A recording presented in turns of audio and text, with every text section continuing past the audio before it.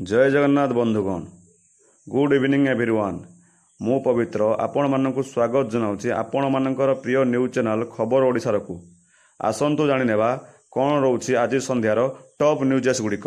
आसंतु जानिनेबा सुभद्रा योजना को नहीं कौन रोचे सूचना। सुभद्रा योजना क्या मिलिबो 50,000 टंका कहले उपमुख्यमंत्री। आसंतु जानिनेबा सुभद्रा योजना कौन, यह क्या मिलिबो, यार लाभ क्यों माने उठेई पारिबे। बंधुगण, मोदी सरकार सबुबले मुख्य लक्ष्य थाए नारी मानकर सशक्तिकरण। सबुबले किछि ना किछि योजना महिला मानकु भेटी देई थांती केंद्र सरकार। ताहा मध्यरु सुभद्रा योजना एक नारी सशक्तिकरण योजना। आपण माने आगरू केबे भी ए योजना को नहीं किछि सूचना पाई नथिबे, किंतु निर्वाचन बेले अनेक प्रतिश्रुति देइथिला। सेथि मध्यरु सुभद्रा योजना एक योजना थिला। राज्य और केंद्र रे सरकार कला परे बीजेपी सुभद्रा योजना को नहीं चर्चा गणमाध्यम जोर धरछि एवं राज्य सरकार सुभद्रा योजना को नहीं बड़ निष्पत्ति नहीं 100 दिन मध्य यह कार्यकारी करिवे बोली कहिसंती मोहन सरकार। आसंतु जानिनेबा सुभद्रा योजना काहाको केउ माने होई परिवे उपकृत, कौन रही एथिपाई मानदंड। जहाँ सूचना रोचे कि जो महिला सुभद्रा योजना रे लाभ उठाइबे से जड़े ओडिया निवासी होइथिबे, से जड़े विवाहित महिला होइथिबे, तांकर बयस सीमा 23 रु 59 बयस मध्य होइथिबो। केवल जड़े गोटे परिवार को मिलिबो सुभद्रा योजना। केवल परिवार जन को मिलिबो एही योजना रे लाभ। सरकारी चाकरी करथिले एथिरे अंगनवाड़ी कर्मी मध्य एथिरे लाभ उठाई पारिबे। हाँ, जहाँ सूचना रोची अंगनवाड़ी चाकरी करथिबा लोक तांकु ए योजना रे लाभ मिलिबो। चाषी मानक पई आसिला एक बड़ खुशी खबर। एणिकी पीएम किसान ले कृषक भाई मानकु 6,000 टंका बदल रे केंद्र सरकार देबे 8,000 टंका।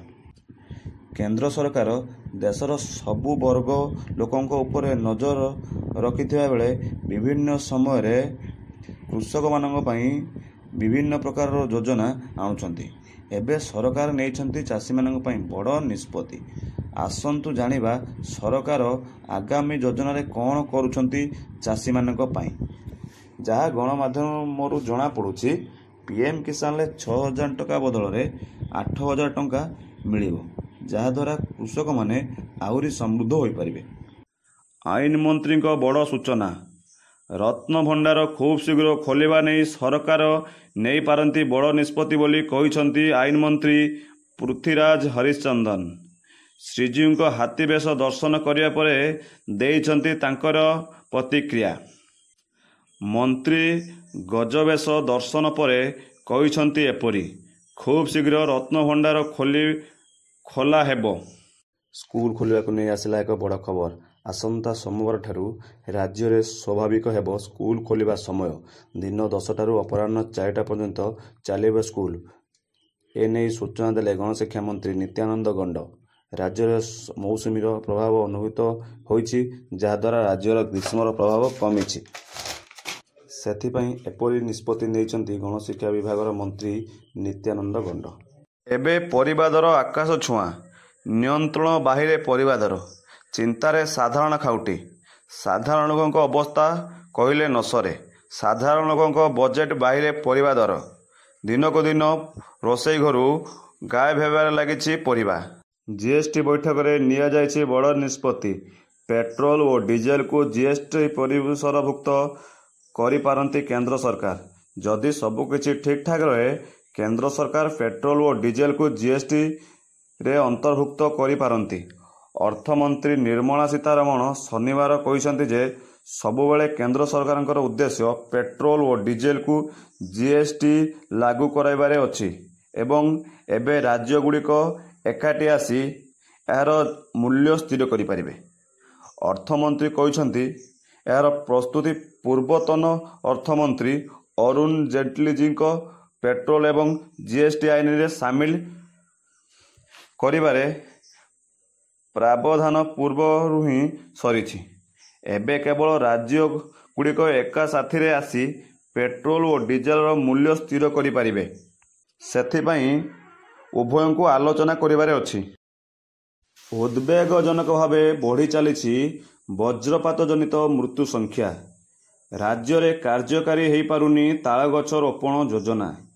राज्य में वर्षा दिने 20% वज्रपात जनित मृत्यु संख्या बढ़ी चली।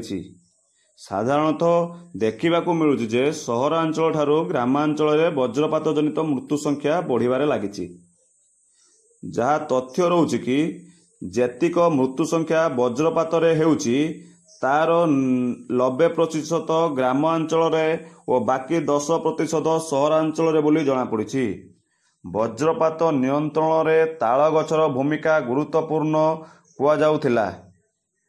बेलकु बेल ग्राम अंचल में ताल गछ ह्रास होबार लागिछि, जहाद्वारा वज्रपात जनित मृत्यु संख्या बढ़िबारे लागिछि। जहाँ रोचे कि जहाँ एवं खबर आसुछि गणमाध्यम। जदि भिडियोटी आपको भल लगुच तेबे भिडियो को लाइक शेयर एवं सब्सक्राइब करनियंतु, जहाद्वारा जहाँ भी लेटेस्ट न्यूज आसिबो सर्वप्रथमे आपण पाई परिबे।